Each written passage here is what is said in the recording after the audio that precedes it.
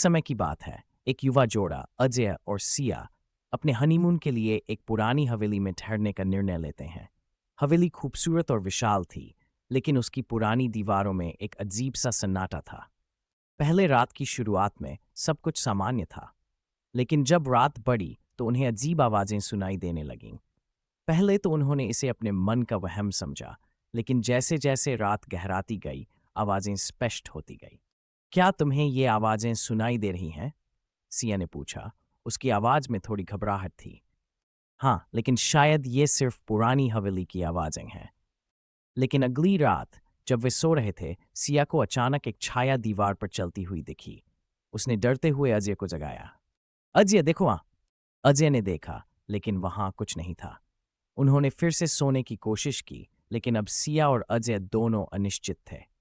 तीसरी रात सिया ने तय किया कि वह इस रहस्य का पता लगाएगी। उसने अजय को बताया, मैं इस छाया के बारे में जानना चाहती हूँ। अजय ने उसे रोकने की कोशिश की, लेकिन सिया की जिज्ञासा ने उसे रोक नहीं पाया। उसने एक पुरानी किताब पाई जो हवेली के इतिहास के बारे में थी। उसमें एक कहानी थी जिसमें एक दुखी आत्मा का जिक्र था, जिसने अपनी प्रेमिका को खो दिया था और उसकी आत्मा हवेली में भटकती थी। सिया ने अजय को बताया, हमें इसकी मदद करनी होगी। शायद यह आत्मा शांति की तलाश में है। अजय ने रिलक्टेंटली सहमति दी।